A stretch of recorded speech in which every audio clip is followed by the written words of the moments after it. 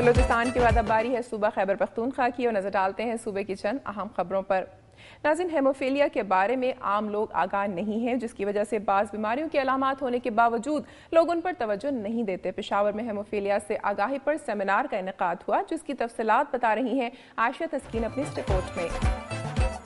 میں اس وقت موجود ہوں پشاور کے حیات آباد میڈیکل کمپلیکس میں، جہاں ہیموفیلیا مرض کے بارے میں معلومات کی فراہمی کے لیے ایک سیمینار منعقد ہوا۔ سیمینار کا اہتمام Pakistan haemophilia patients welfare society نے کیا تھا۔ ماہرین طب کے مطابق ہیموفیلیا خون کی ایک موروثی بیماری ہے جو جینز کے ذریعے والدین سے اولاد کو منتقل ہوتی ہے۔ خون جمنے اور بہنے سے بچانے میں مددگار عنصر فیکٹر اس بیماری سے متاثرہ مریض کے جسم میں کم یا عدم دستیاب ہوتا ہے، جس کی بنا پر ہیموفیلیا کے مریض کا خون کوئی چوٹ لگنے کے بعد زیادہ تیزی سے بہتا ہے۔ سیمینار کے مقررین کے مطابق ہیموفیلیا کے مریضوں کو ان کے مرض کے بارے میں زیادہ سے زیادہ معلومات فراہم کرنا ہر معالج کا فرض ہے، اور اس لیے ڈاکٹرز اور نرسنگ سٹاف کو اس سلسلے میں تربیت کی فراہمی ضروری ہے۔ مقررین نے میڈیا پر زور دیا کہ وہ خاندان میں شادیوں کے سلسلے میں عوام کو آگاہی دیں تاکہ ہیموفیلیا اور اس جیسی دیگر بیماریوں سے بچا جا سکے۔ ماہرین طب کے مطابق ہیموفیلیا کے بارے میں آگاہی کی بدولت بروقت علاج کا راستہ اختیار کر کے مریض کو زیادہ تکالیف سے بچایا جا سکتا ہے۔ کیمرامین معین علی کے ساتھ عائشہ تسکین، دنیا نیوز، پشاور۔ ناظرین، شدت پسندوں کی جانب سے سوات کو نشانہ بنائے جانے کے بعد نہ صرف سیاحوں نے بلکہ اہم غیر ملکی شخصیات نے بھی ان علاقوں کا رخ کرنا چھوڑ دیا تھا۔ پاک فوج کی کامیاب کارروائیوں کے نتیجے میں قیام امن کے بعد ترک فوج کے سربراہ نے سوات کا دورہ کیا۔ مزید تفصیل جانتے ہیں سلیم اطہر سے۔ سوات سے میں ہوں سلیم اطہر اور میں اس وقت موجود ہوں منگورہ شہر میں۔ سوات میں قیام امن کے بعد ترک آرمی چیف جنرل سپتین اور ترک سفیر بابر ہزلان نے سوات کا ایک روزہ دورہ کیا۔ دورے کے دوران ترک آرمی چیف نے سید شریف کی شہداء پارک میں یادگاری شہداء پر پھول چڑھائے۔ ترک آرمی چیف کے اعزاز میں پاک فوج اور ضلع انتظامیہ نے ایک تقریب منعقد کی، جس میں پاک فوج کے اعلیٰ حکام کے علاوہ کمشنر ملاکنڈ ڈویژن فضل کریم خٹک، ڈی سی او سوات عاطف رحمان اور دیگر افراد نے کثیر تعداد میں شرکت کی۔ تقریب میں بچوں نے مختلف خاکے اور ٹیبلو پیش کیے، جسے موقع پر موجود حاضرین نے سراہا۔ کمشنر ملاکنڈ ڈویژن فضل کریم خٹک نے آنے والے مہمانوں کو تحائف پیش کیے۔ اس موقع پر ترک آرمی چیف نے خطاب کرتے ہوئے کہا کہ پاکستان ہمارا دوسرا گھر ہے اور ترکی کو پاکستان کی دوستی پر فخر ہے۔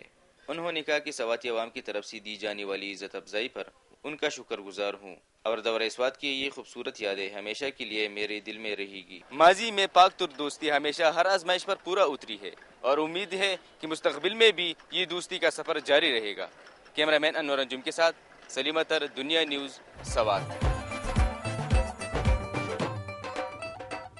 خیبر پختونخوا کے بعد چلتے ہیں 5 دریاؤں کی سرزمین پنجاب کی جانب اور دیکھتے ہیں صوبے کے دور دراز علاقوں کی چند خبریں۔ لیڈیز ڈیولپمنٹ آرگنائزیشن جھنگ کے زیر اہتمام احمد پور سیال میں ماحولیاتی آلودگی کے موضوع پر تقریری مقابلہ ہوا، جس میں مختلف اسکولوں کے طلباء و طالبات اور اساتذہ نے شرکت کی۔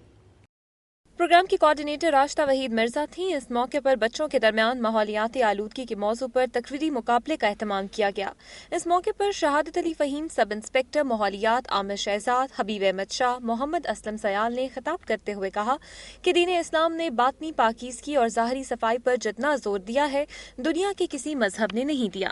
انہوں نے کہا کہ اپنے ماحول کو صاف رکھنے کے لیے پلاسٹک کے شاپنگ بیگ کا استعمال ختم کر دیں اور اس کی جگہ کپڑے اور کاغذ کے تھیلے استعمال کریں۔ پانی کے زائد استعمال کے باعث گٹروں سے ابل کر گلیوں میں آ جاتا ہے، جس سے مختلف بیماریاں پھیلتی ہیں۔ ماحولیاتی آلودگی کے باعث اوزون کی تہہ متاثر ہونے کی وجہ سے پوری دنیا میں موسموں کی تبدیلی سے مستقبل میں انسانی بقا خطرے میں پڑ گئی ہے۔ ماحول کی آلودگی کے خاتمے کے لیے شجاعت کی جائے، اپنے گھروں، اسکولوں، محلوں میں ڈسٹ بن کا استعمال لازمی بنایا جائے تاکہ ماحولیاتی آلودگی سے بچا جا سکے۔ آخر میں تقاریر میں فرسٹ، سیکنڈ، تھرڈ طلبہ و طالبات میں اعزازی اسناد اور انعامات تقسیم کیے گئے۔ پاک پتن میں کٹے تالو اور ہونٹ کی سرجری کے لیے مفت کیمپ لگایا گیا، جس میں 177 بچوں کے کٹے تالو اور ہونٹ کی مفت سرجری کی گئی۔ اس موقع پر surgeon doctor professor Ghulam Qadir Fayyaz نے میڈیا سے گفتگو کرتے ہوئے کہا کہ تالو اور ہونٹ کٹے بچے سورج یا چاند گرہن کے موقع پر پیدا ہونے والے بچوں کو یہ مرض لاحق ہوتا ہے۔ انہوں نے بتایا کہ تالو اور ہونٹ کٹے بچے 100% قابل علاج ہیں۔ انہوں نے بتایا کہ ڈسٹرکٹ ہسپتال میں یہ دوسرا کیمپ ہے۔ دونوں کیمپوں کے دوران 177 بچوں کی مفت سرجری کی گئی ہے۔ انہوں نے بتایا کہ کیمپ میں 9 ڈاکٹرز 6 آپریشن ٹیبل پر کام کر رہے ہیں۔ ڈسٹرکٹ ہسپتال کا عملہ اور دیگر رضاکار بھی مدد فراہم کر رہے ہیں۔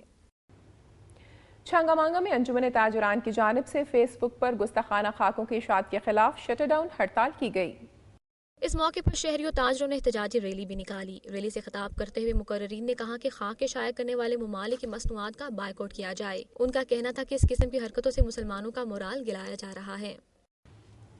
کامرا روڈ پر پبلک ٹرانسپورٹ کی پابندی کے خلاف وین اور بس مالکان کی ہڑتال 5ویں روز بھی جاری ہے۔ بس اور وین مالکان نے گاڑیوں کو اڈوں میں بند کر دیا۔ ان کا کہنا تھا کہ کامرا میں دھماکے کے بعد پبلک ٹرانسپورٹ کو بند کر دیا گیا تھا۔ ان کا کہنا تھا کہ ڈرائیور، کنڈکٹر اور وین بس مالکان کے گھروں میں فاقوں کی صورتحال ہے۔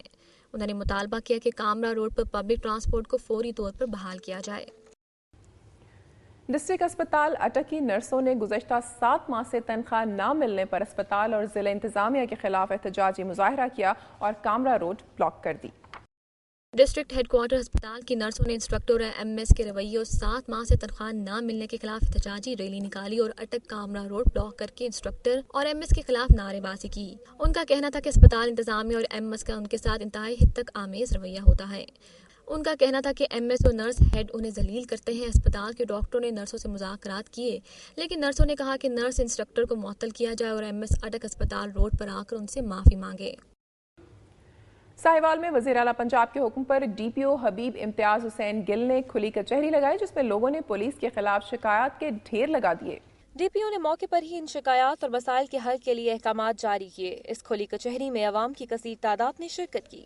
اس موقع پر ڈی پی او نے میڈیا سے بات چیت کرتے ہوئے کہا کہ جرائم کے خاتمے کے لیے میڈیا کا کردار ہمیشہ سے ہی مؤثر رہا ہے اور میڈیا اب بھی آگے آ کر شہری مسائل اور تھانوں میں سائلین کی شکایات کو مثبت رپورٹنگ کے ذریعے اجاگر کرے۔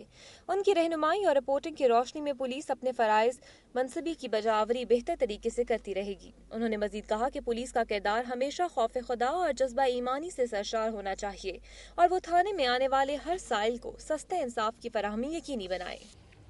ڈیرہ غازی خان کے علاقے بلخ سرور سٹی اور شاکر ٹاؤن میں ٹرانسفارمر پر خراب ہونے کے باعث گزشتہ 6 روز سے بجلی بند ہے۔ بجلی کی بندش کے خلاف درجنوں خواتین، مرد اور بچوں نے وابڈا آفس کا گھیراؤ کر کے عملے کو دفتر میں محصور کر دیا۔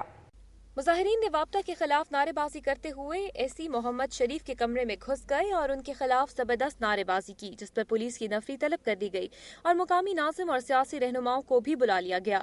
مظاہرے کے دوران 2 خواتین گرمی کی شدت کے باعث بے ہوش ہو گئیں، جنہیں ریسکیو 1122 کے عملے نے طبی امداد دی، جبکہ دوسری جانب وابڈا آفس کے اے سی چلتے ہوئے کمروں میں عملے کے چلے جانے کے باوجود پنکھے اور لائٹس چلتی ہوئی نظر آئیں۔